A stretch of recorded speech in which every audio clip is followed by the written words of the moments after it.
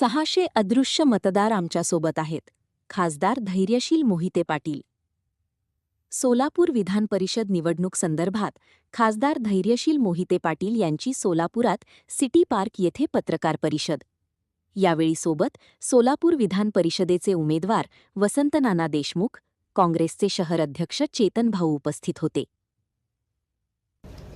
पहिल्या दिवशी आपण म्हणतो की 16 मतापासून मी सुरुवात करते, त्याला पालकमंत्र्यांनी उत्तर दिलं की ते 500 पासून सुरू करतात. त्याचा अर्थ 500 मत त्यांच्याबरोबर आहेत आत्ताच, असं त्यांचं म्हणणं आहे. काय उत्तर असतं त्यांचा आकडा त्यांनी नक्की ठरवावा. कधी 600 म्हणतायत, कधी 500 म्हणतायत, त्यांचा संभ्रम त्यांनाच विचारा. खरं तर या सगळ्या प्रचाराची रणधुमाळी भाजप करताना आपल्याला पाहायला मिळते. आपल्यामध्ये सभा देखील त्यांच्या झाल्या. आपण राम सातपुते असतील, पालकमंत्री असतील, सातत्यानं आपल्यावर टीका करतायत.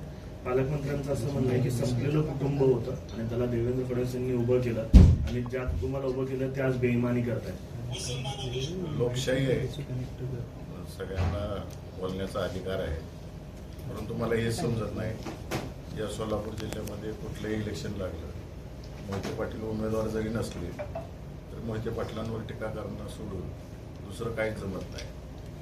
इलेक्शन कशाचे, त्याच्या विकासाच्या मुद्द्यावर बोललं गेलं पाहिजे, त्याच्यावर कोण बोलतच नाही. त्यांची मर्जी. आम्ही आमचा विकास काय करणार आहे, लोकांना काय देणार आहे, मतदारांना कशा पद्धतीने त्यांच्या प्रभागामध्ये कामं केली जाणार आहे, त्यांना कशा पद्धतीने मदत केली जाणार आहे, याच्यावर आम्ही आमचा प्रचार करतो. यांचा मात्र वैयक्तिक ह्याच्यावर चालू आहे सगळं. पण हे ठीक आहे की मोहिते पाटील कुटुंब संपलेलं होतं आणि त्याला फडणवीसांनी उभं केलं, हे म्हणणं कितपर्यंत योग्य?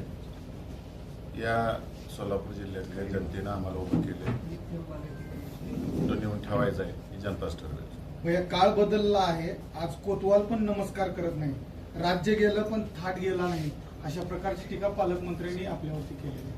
मगाशीच सांगितलं मी तुम्हाला सगळ्यांना, इलेक्शन कशाच आहे आणि कशावर टीका करत सुटले. या जिल्ह्याला काय देणार आहे त्याच्यावर कोण काय बोलतच नाही. पण थेट अशा प्रकारे टीका करतायत की कोतवाल देखील नमस्कार करत नाही, म्हणजे कुठंतरी वेगळ्या पद्धतीनं ही निवडणूक जाते असं वाटत नाही. त्यांची संस्कृती दाखवून देते. साहेब, काल राम सातपुते असं म्हणतात की एका सभेदरम्यान की हातात फोन घेऊन बसले होते ज्यावेळेस विड्रॉल करायचा शेवटचा दिवस होतो, की आम्हाला मुख्यमंत्र्यांचा फोन येईल, पालकमंत्र्यांचा फोन येईल, अशा अपेक्षेने बसले होते. अशा पद्धतीची टीका केलेली आहे तुमच्यावरती. तुम्ही पत्रकारांनी सगळीकडे प्रसारण दाखवलेलं आहे. आमच्या विरोधी पक्षातल्या नेते मंडळींचे संभाषण दाखवलेले आहे. त्यामुळं तुम्हीच क्रॉस व्हेरीफाय करा पालकमंत्र्यांचं स्टेटमेंट काय आणि जो कोण नाव घेतलं तुम्ही त्या व्यक्तीचं त्याचं स्टेटमेंट काय आहे. दोघांची विरुद्ध दिशेची स्टेटमेंट आहे. जयकुमार गोरे असं देखील म्हणाले की देवेंद्र फडणवीसांना ज्या कुटुंबाने दगा दिला त्यांना आम्ही धडा शिकवू, अशा पद्धतीचा पुढे माझ्या पक्षाचा प्रचार करतोय. माझ्या मतदारांना माझ्या जिल्ह्यात काय विकास होणार आहे हे सांगतोय. देवेंद्र फडणवीसांनी काय साथ दिली, काय तुम्हाला उभा करण्यासाठी काय प्रयत्न केले त्याच्याबद्दल सांगा ना. मी याच्यापूर्वी अनेक वेळा बोललेलो आहे आणि उघड उघड बोललेलं आहे. काय मदत केली जाहीरपणाने सांगितले नाही, ते जाहीर आभारही मानलेले. भैया, उत्तम जानकरांबाबत आपण म्हणाला होतात की घरातली भांडणं घरात मिटली का? घरातली भांडणं मी काय सांगू कशी मिटली आहे, काय मिटलं का नाही, ते दिसेल तुम्हाला. राम सातपुते असं म्हणतात की यांना विधान परिषद निवडणूक लढवण्याची पुढं हिंमत नाही केली पाहिजे यांनी, यांना असं धडा शिकवलं. 4-4 वेळा संपलेल्या व्यक्तीवर मी बोलत नाही. खरं तर पालकमंत्री काल भाषणामध्ये असंही म्हणाले की मी या जिल्ह्याचा पोस्टमॅन आहे आणि तुमच्या मदत जी आहे ती मुख्यमंत्र्यांपर्यंत पोहोचवतो आणि तिथून जर मला आदेश आले की कार्यक्रम करायचा तर मी एखाद्याचा कार्यक्रमही करतो आणि कोणाचा कार्यक्रम लावायचा असेल तर त्याचा कार्यक्रमही लावतो. ते पालकमंत्री पोस्टमॅन आहेत हे त्यांनी ठरवावं. भैया, खरं तर आपल्याच गटाचे आणि आपल्या पक्षाचे आमदार आहेत करमाळ्याचे, त्यांनी जाहीरपणे पाठिंबा जो आहे तो भाजपला दिलेला आहे. काय नक्की कारण आहेत? कारण अर्ज भरायच्या वेळी सुद्धा ते होते, त्यानंतर जाहीर बैठक घेऊन त्यांनी पाठिंबा सुद्धा दिलेला आहे नारायणबा पाटलांनी. त्यांनाच विचारलेलं बरं आहे मला विचारण्यापेक्षा. माझे मतदार माझ्या बरोबर आहेत, मतदारांबरोबर मी काम करतोय. त्यांचे म्हणजे जेडपी सदस्य आहेत त्यांचे काही किंवा जे पंचायत समिती सदस्य ते सुद्धा त्या बैठकीत होते आणि कुठेतरी ते आपल्यापासून त्यांनी फारकत घेतली आहे का आणि याचा परिणाम आगामी लोकसभेवर होईल का? 600 अदृश्य मतदार माझ्या बरोबर आहेत. साहेब की राजेंद्र राऊत यांनी मध्यंतरी काही दिवस अगोदर DCC बँकेचा घोटाळा बाहेर काढला होता आणि त्याच्यामध्ये जे आहे की जे आत्ता भाजपमध्ये आलेले नेते आहेत आणि पूर्वी आपल्या पक्षात असतील किंवा अन्य पक्षातले जे नेते आहेत त्यांची नावं प्रामुख्याने होते. आता ते नेते भाजपमध्ये आहेत. त्या अदृश्य शक्ती हीच नेते आहेत तुमच्या पाठी. माझे मतदार, माझ्या उमेदवारांचे मतदार हे अदृश्य शक्ती आहेत. आणि आम्ही कोणतेही विषय काढलेले नाहीत. आम्ही दुसऱ्या मुद्द्यांवरही इलेक्शन लढत नाही. स्थानिक स्वराज्य संस्थे जे आहेत त्या मुद्द्यांवरही इलेक्शन लढतोय. त्यामुळं कोणाला कुठल्या गोष्टी आम्ही न बोलता काय लागत असेल तर त्यात आम्ही जबाबदार नाही त्याला.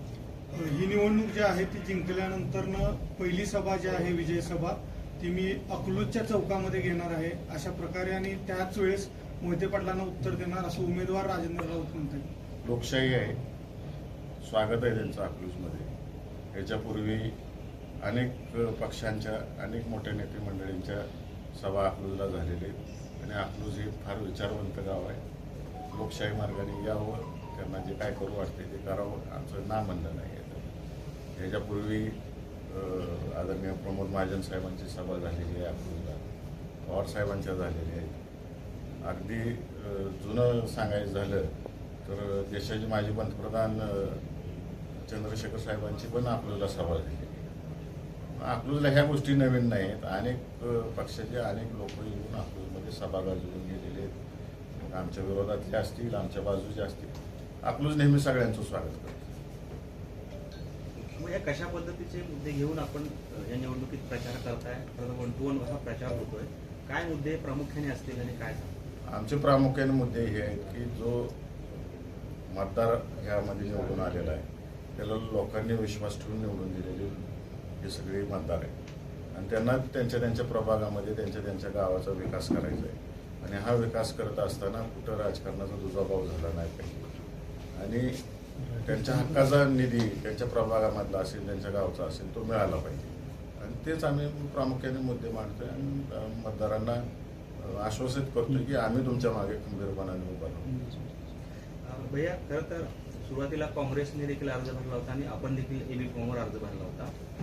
त्यामध्ये भाजप कुठेतरी स्ट्रॅटेजिकली चुकली का? कारण काँग्रेसचा अर्ज बाद झाला आणि आता त्यांच्या दयाची हड्डी बनले राष्ट्रवादी, असं कुठे चित्र आहे का? कारण तुलनेनं काँग्रेस त्यांना सोपी होती. मात्र आता राष्ट्रवादी जे आहे ते ग्रामीण भागात जास्त संख्याबळ असलेलं आहे आणि ग्रासरूटला आहे.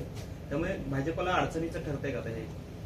त्यांनाच विचारायला लागलं अडचणीच ठरतंय का काय. कारण का एवढं पाशवी बहुमत आहे असं सांगतात ते, एवढं घाबरून का पळायला लागली? स्वतःच्या मतदारांवर विश्वास नाही असं दिसतंय. सुभाष देशमुख असं म्हणालेत की भाजपकडे अदृश्य शक्ती आहेत आणि ह्या सर्व शक्ती आमच्यासाठी काम करतील. हा औपरोधिक टोला होता भाजपच्या नेत्यांना की काय वाटतं? मी पाहिली नाही, सुभाष देशमुखांची मुलाखत पाहिली नाही, त्यामुळे मी त्याच्यावर मत व्यक्त करणं योग्य नाही. MIMची भूमिका काय आहे तुमच्या बाजूने? महाविकास आघाडीच्या बाजूने आहे काय? मी सगळ्याच मतदारांना भेटतोय आणि पॉझिटिव्हिटी दिसून येते सगळ्या मतदारांची. आपली व्यथा बडबडून मांडतायत माझ्यासमोर, त्यामुळे चांगला प्रतिसाद आहे. सत्ताधारी पक्षातले पण नगरसेवक म्हणतात उत्स्फूर्त त्या भेटी झाली, भरपूर भेटी झाल्या आणि आजही घेणार आहे.